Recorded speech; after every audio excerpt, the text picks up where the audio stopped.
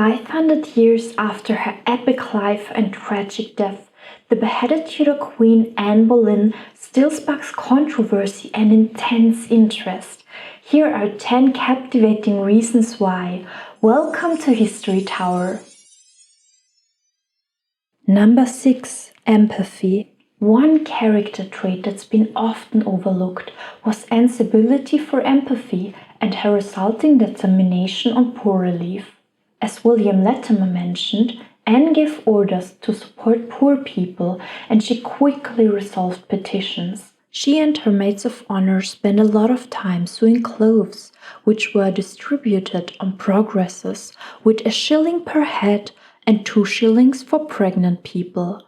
Her early biographer George Wyatt estimated her annual expenditure for charitable causes at around £1,500. Tapestry, sewing, and embroidery were expected tasks of a Tudor queen.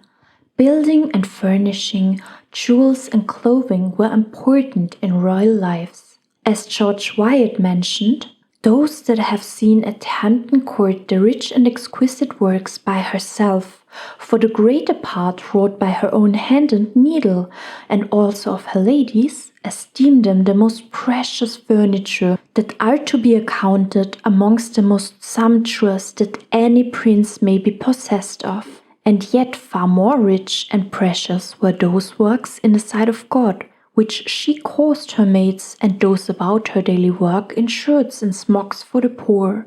But not staying here, her eye for charity, her hand of bounty passed through the whole land. Many items with Anne's needlework and her ciphers were listed in the inventory. Honeysuckle and acorn embroidery were one of her favorite symbols, with honeysuckle symbolizing love and devotion, and acorns standing for fertility and new life. Therefore, many items could be identified as her work, even after her death. On the inventory list of her husband were 2 pairs of sleeves for women with Anne's symbols. One pair was made of white satin embroidered with gold acorns and honeysuckles that had been tied with 10 pairs of aiguillettes of gold. The other pair of sleeves was made of cloth of gold that had been embroidered with golden embellishments, as well as honeysuckles tied with 10 pairs of aiguillettes of gold. In 1548, the year after her former husband King Henry VIII had died and his son with Anne's former servant and successor Jane Seymour ruled as Edward VI, the inventory list discloses several surviving items of Anne in the palace which the son of her rival perhaps didn't realize as having belonged to her. Among them were an embroidered carpet, a cushion and several chairs that were still present in Hampton Court in 1550. An embroidered cushion with Henry ciphers had also been listed in Whitehall Palace with honeysuckle, acorns, and strawberry flowers. The inventory also listed embroidered canopies, a covering for the bed head, valances, and matching curtains. A piece of valance embroidered by Anne still survives in the Burial collection and was made of white satin and applications in black velvet with the initials H.A., acorns, and honeysuckle. This queen had also embroidered hangings and coverings for her large bedstead. Apart from preparing and handing out clothing and money to poor people, Anne was also at least encouraging a radical law on poor relief in 1536, shortly before she fell in disgrace and died. The contemporary historian John Fox assigned the story to Anne that she was distributing stocks of material in several places in order to facilitate work for the poor. Unfortunately, she also had an infamous quarrel with the chief minister Thomas Cromwell, who would shortly afterwards work on Anne's character assassination and ultimate destruction.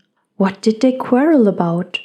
Due to the dissolution of the monasteries, with the expropriation and confiscation of their land and income, the financial problems of the king could temporarily be solved by filling the royal chests. Thomas Cromwell had stated his intention to make the king the richest prince in Christendom, and he also wanted to fund modern defenses for England. This income would also provide more royal patronage, which would in return increase royal influence. Nevertheless, some people assumed that Cromwell and his henchmen were not using the new income appropriately and were following selfish motives.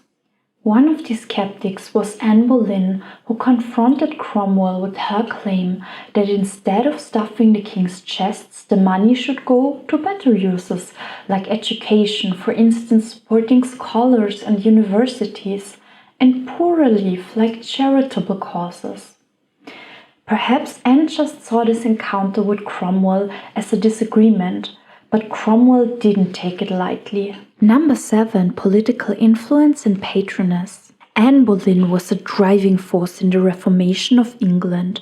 Without her, the Church of England wouldn't have been created and fought for so fiercely. Under her patronage, she managed to place evangelical minds in key positions that would work on the Reformation even after her death. Anne had appointed her chaplains and the evangelical bishops and would talk with her husband the king about the preferment of certain individuals, especially those with reforming minds. She also worked as a patroness. For instance, Anne patronized the English reformer Richard Tracy and intervened to save the imprisoned Thomas Patmore, who had challenged religious beliefs on clerical marriage. Even before she became queen, she had used her influence to save reformers from punishment. In 1528, she had interceded with Cardinal Wolsey, possibly for Thomas Garrett, to be saved from his association with the Oxford scandal of prohibited books. Thomas Garrett was burned at the stake in Smithfield, London, in 1540, over 4 years after Anne's death. As queen, she reacted quickly to individual cases. When the cattle of her vice-chamberlain, Sir Edward Bainton, died, Anne Boleyn travelled to his house at the end of August 1535, talked with his wife, and gifted the couple £20.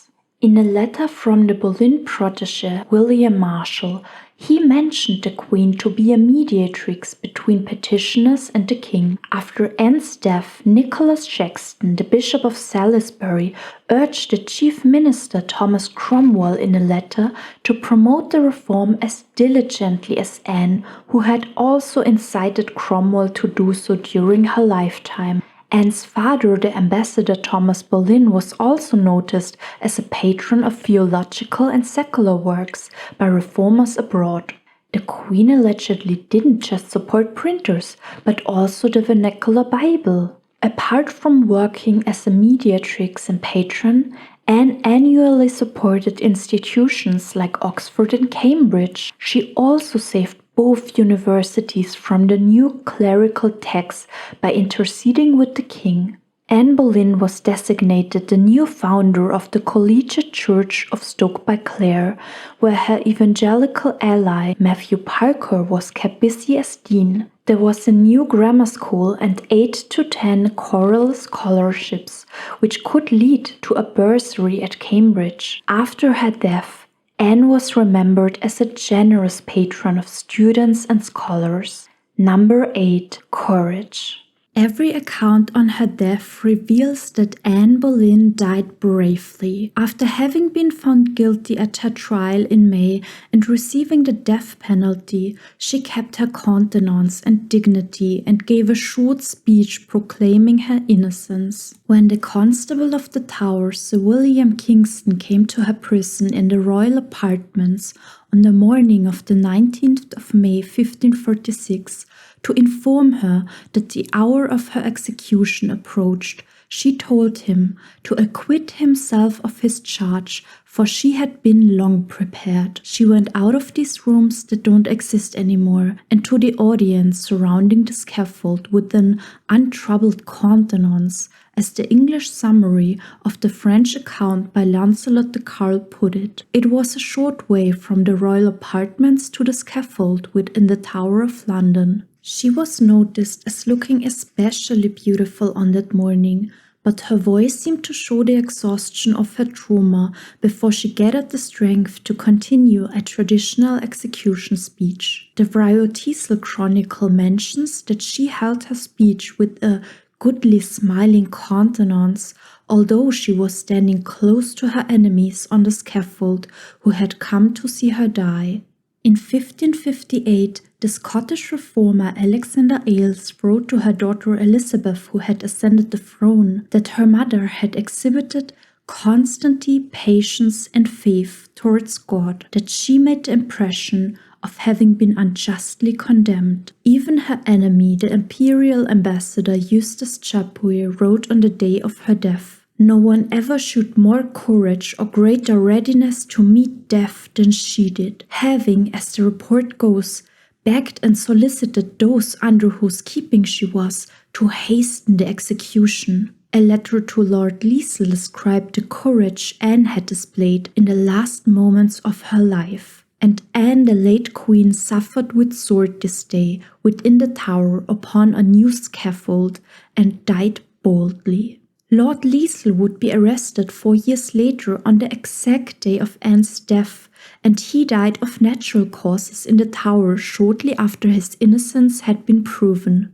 After her execution, her enemy Thomas Cromwell, who helped to destroy her, and the 5 courtiers praised her character. As Professor Eric Ives summed it up in the first edition of his biography, "Perhaps in the end, it is Thomas Cromwell's assessment that comes nearest: intelligence, spirit, and courage." Number 9. Irony. The Tudor dynasty is infamous for its irony. Before becoming queen, Anne had assisted in the campaign of character assassination against Cardinal Wolsey, whereas Thomas Cromwell, who had been in the service of the cardinal, had led a similar campaign against Anne years later, which has destroyed her reputation for almost 500 years.